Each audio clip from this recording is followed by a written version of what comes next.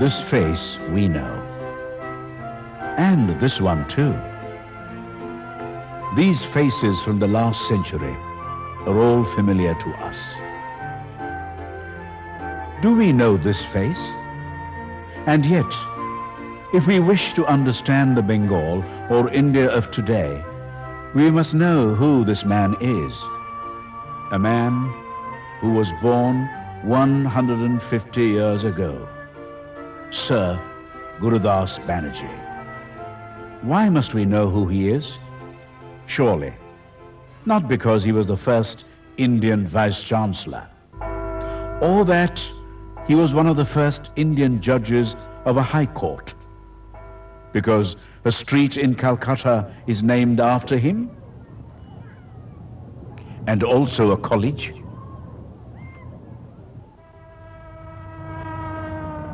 A railway station, an organization, what had been Narkeldanga Institute before. Gooroodass was its patron for life. It was renamed Sir Gooroodass Institute to perpetuate the memory of his association with it. He was connected with several such organizations which had educational and social objectives.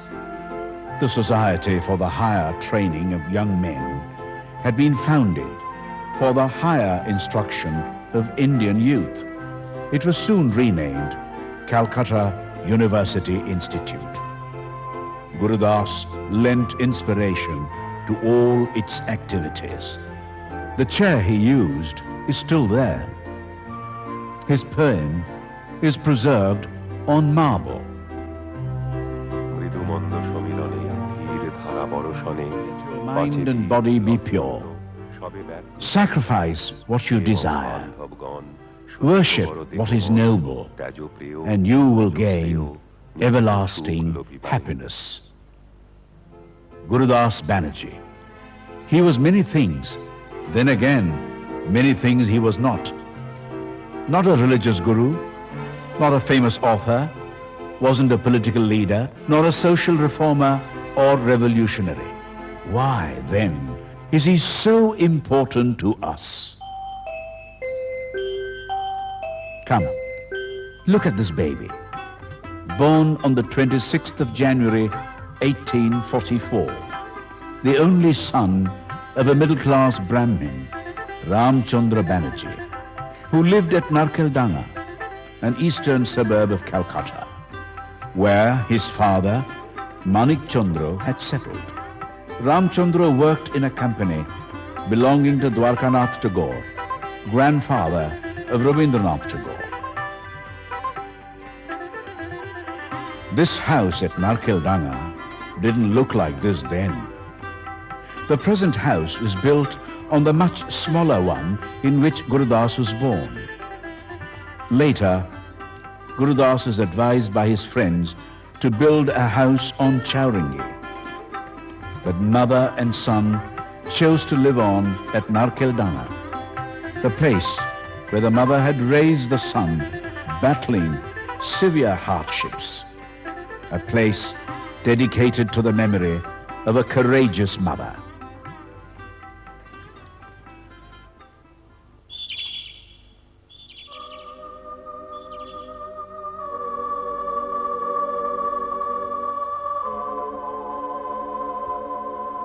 Gooroodass was nearly 3 years old when his father died. Sonamuni, the mother, was left alone to raise her son.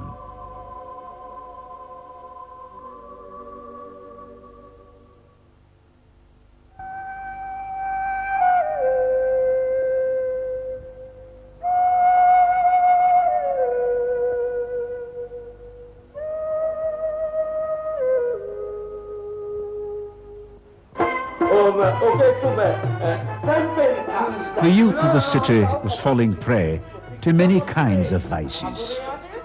Plays like Shodabar Ekadashi highlighted them. The task was difficult. Poverty was not the only obstacle. Social conditions created hurdles for a mother who wanted to raise her child in a befitting manner. But Shronamuni was a courageous mother. She was determined not to let her son be swept away by evil winds. Of course, the son, in his turn, would do nothing to hurt his mother. Shronamuni refused help from her brother. The battle to bring up her son was a personal one, and she would fight it alone. The mother's battle became the son's battle. His first and best teacher was, of course, his mother. This is what Gooroodass says about those early days. My mother had to look after my education. She got a small pathshala established in our house. It was in my 10th year that I took my admission in an English school, the General Assembly's institution, and later in a branch of the Oriental Seminary. Next, I joined Hare School in 1855 at the age of 12. Then the best English school in Calcutta. In 1859, Gooroodass stood first from this school in the entrance examination and obtained a junior scholarship. He joined the first-year class of Presidency College. It was housed in a part of the Sanskrit College building. Professor E.B. Cowell, Principal Sutcliffe, Professor Pyaricharan Sarkar, the writer of the first book in English, Krishna Kamal Bhattacharya. He had excellent teachers then. Originally founded as the Hindu College, Presidency College helped to shape Gooroodass into a brilliant young man. Let us try to understand that age. The East India Company set up the Hindu College in Calcutta in 1817, and things began to change at a furious pace. Raja Ram Mohan Rai began a movement against sati, a horrid practice of a wife immolating herself on her husband's funeral pyre. The cruel custom was banned by law in 1829. Derozio, a celebrated teacher of the Hindu College, who wanted his students to listen to reason alone. His inspired students, known as Young Bengal, often tended to disobey the conservative social traditions. To prevent this social rot, Debendranath Tagore began the Brahmo religious movement in 1843, based on the foundations laid by Raja Ram Mohan Rai. The age also witnessed the creation of the Bengali literary prose and the publication of the first books and journals in that language. The Iron Horse came to India in 1852. Amid protests and agitations, widow remarriage was legalized in 1856, thanks to Vidyasagar.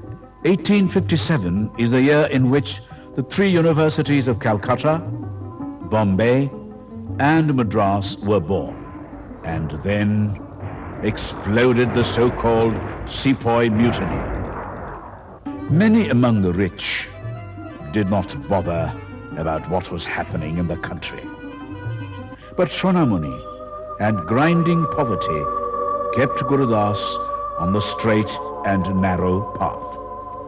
Soon after he had got through the entrance examination in 1860, his mother got him married to Bhavatarini, a sweet maiden who stood by him through rain and sunshine for nearly 6 decades. In school as well as in college, Gooroodass always topped the list. In 1862, he stood first in the FA examinations and got a senior scholarship. He repeated the same feat in his BA examination after 3 years. In 1865, he stood first in MA, and in the following year, again topped the list in his BL examination. University gold medals came to him in rapid succession. Immediately after his graduation, he was invited by his affectionate teachers at Presidency College to join them as a lecturer in mathematics.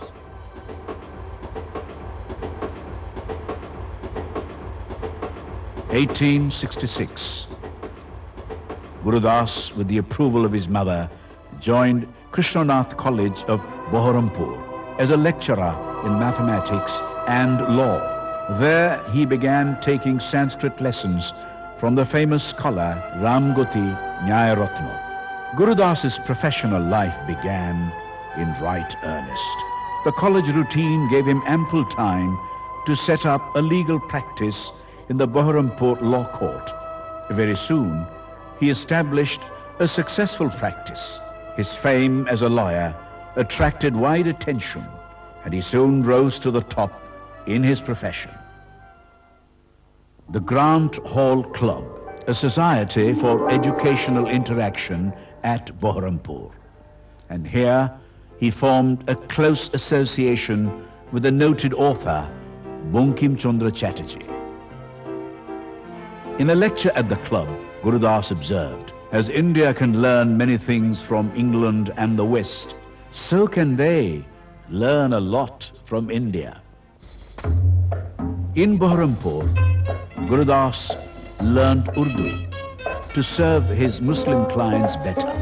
Soon he became the legal advisor of Sayyid Mansoor Ali Khan, Fardanza, the Nawab Nazim, Subadar of Bengal, Bihar and Orissa in Murshidabad.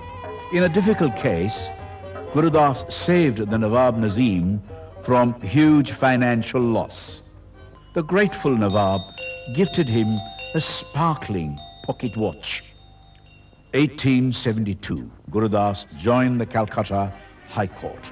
Here too, he became a successful lawyer and enhanced his reputation as an astute one too. He was also closely connected with several social and political associations. For example, the Indian Association, to promote a sense of patriotism in the people and encourage them to protest against British rule in India.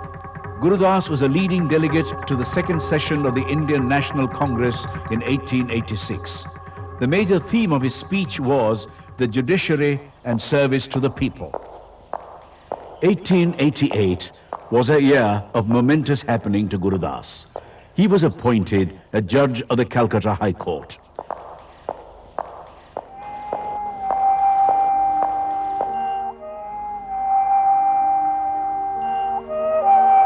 Gooroodass's mother, happy at her son's elevation in life, however, cautioned him thus: "Unlike what you did as a lawyer once, as a judge now, you will be responsible for the fate of people, their life and death even.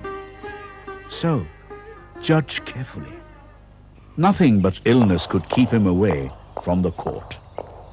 Absence for any other reason was unthinkable to him, as that would have inconvenienced the seekers of justice.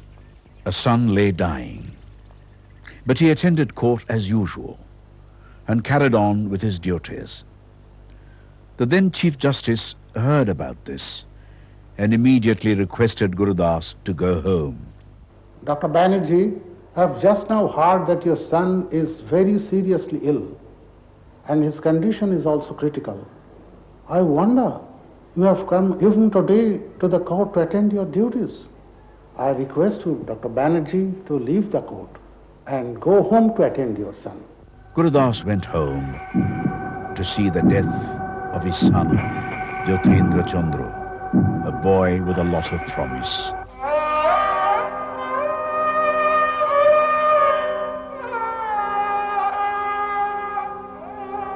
In 1904, at the age of 60, Gooroodass retired as a judge. The then Advocate General, Mr. Woodruff, paying tribute to Gooroodass, in a farewell address said, "Never have I heard a single suitor complain that full justice had not been done by Justice Gooroodass Bannerjee, that his case has not been listened to with attention, all the arguments weighed and every effort made to understand what it was, and he felt if the case was decided against him, it was rightly decided. বাবুজি চিনতে পারেন অনেক কষ্টে আপনার বাড়ি খুঁজে পেয়েছি আমি মোকদ্দমা জিতলে আপনাকে 30 টাকা বকশিশ দেব Once a farmer came to pay Gooroodass 30 rupees more as he had promised because the latter had won the case for him. Gooroodass not only returned all the money but gave the farmer 10 rupees for transport to go home. His humane conduct moved the farmer no end. When Vidyasagar became a target of abuse and vilification by the conservatives for espousing the cause of widow remarriage, Gooroodass invited him to the obsequies of his late mother. He presented him a silver cup. Vidyasagar would say, "I respect Gooroodass for his devotion to his mother. Only a mother like his can give us such a son." He had spent a large part of his life in this room. He loved his country and its people, and they in turn loved and respected him and heaped all kinds of honors on him.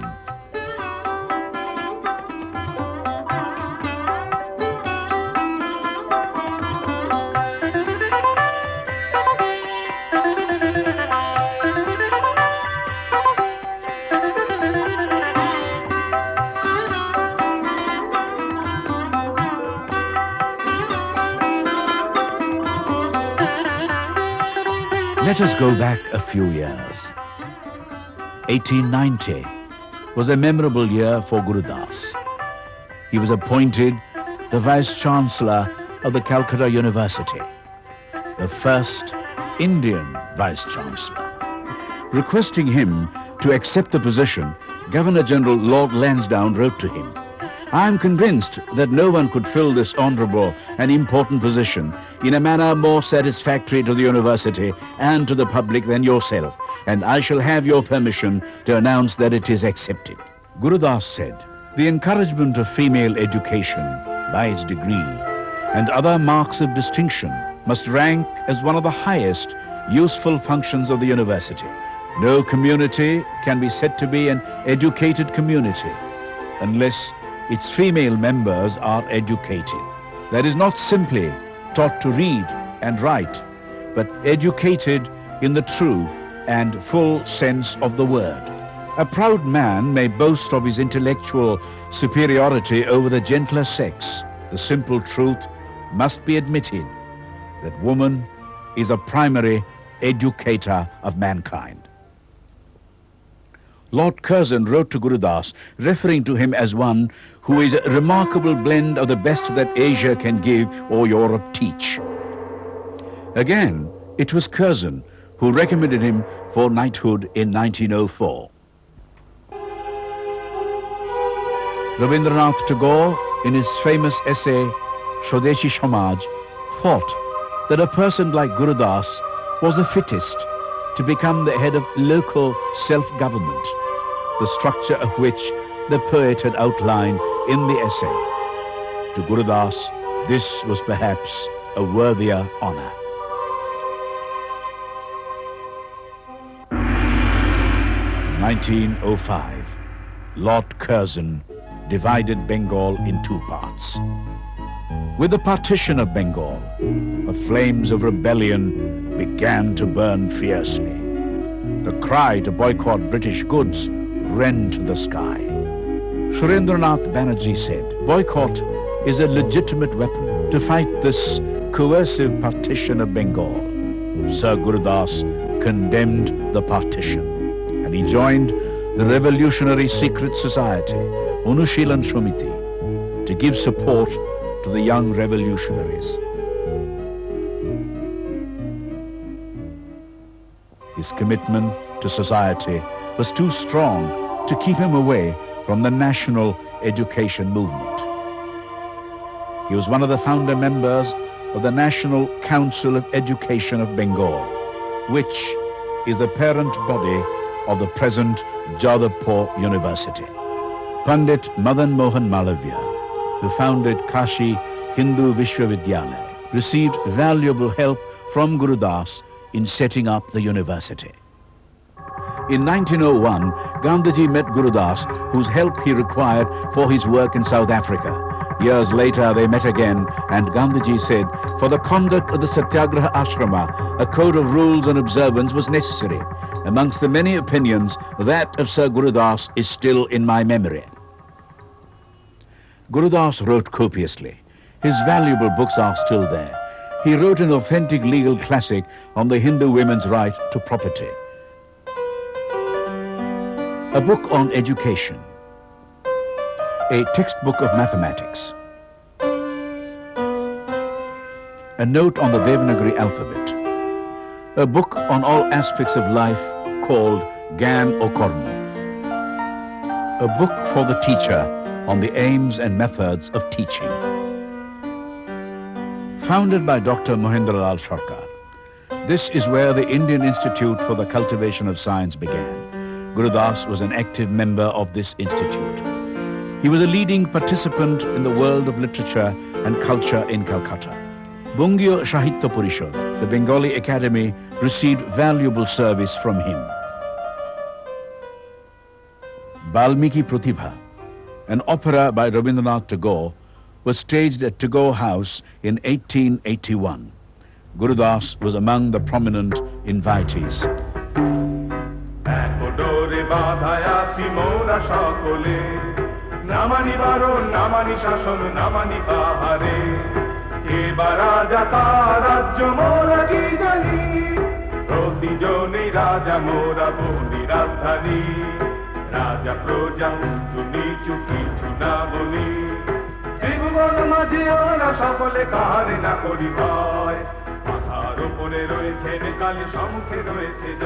Gooroodass was so impressed by the production that he composed a poem proclaiming that a new sun had risen in India, hence the country should wake up from its slumber.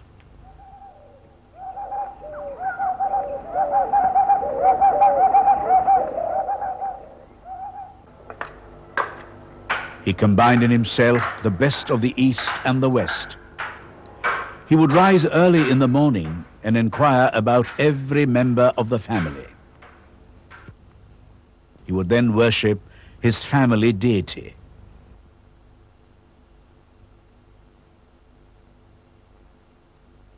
He did not allow others to do his personal chores. Every Sunday, he walked down to the Ganges to bathe. The day of his final farewell was approaching slowly.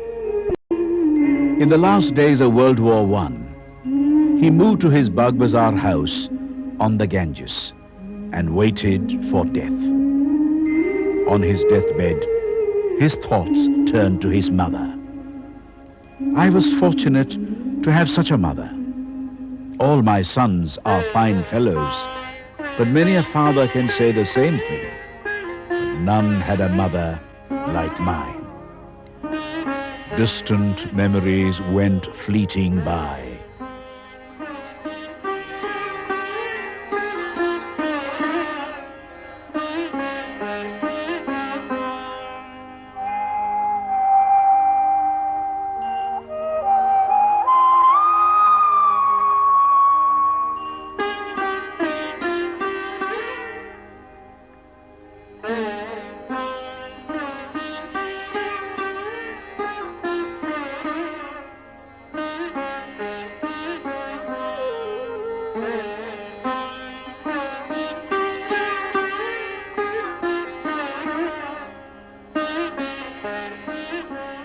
What was on his mind? Someone asked. He replied, I am seeking the meaning of life. Life is him. Open the window, he implored. Don't you ever cry or create a scene when I die. Silently did I enter this life. I want to leave it in silence. Noise will distract me. On 2nd December 1918, he passed into eternity. A great and famous man he was. More than that, Sir Gooroodass Bannerjee was a simple, honest man who served his fellow human beings selflessly.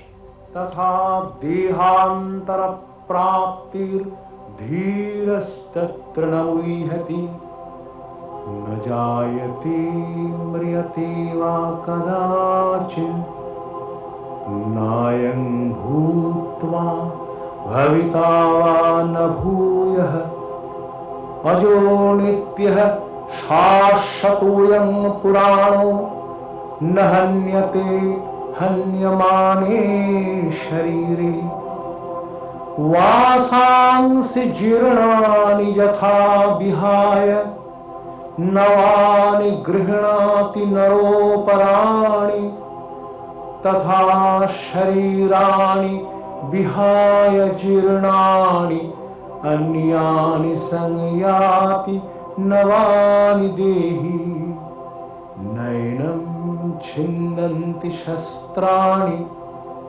नैनं दहति पावक न चैनं क्लेदयन्त्यापो न शोषयति मारुतः।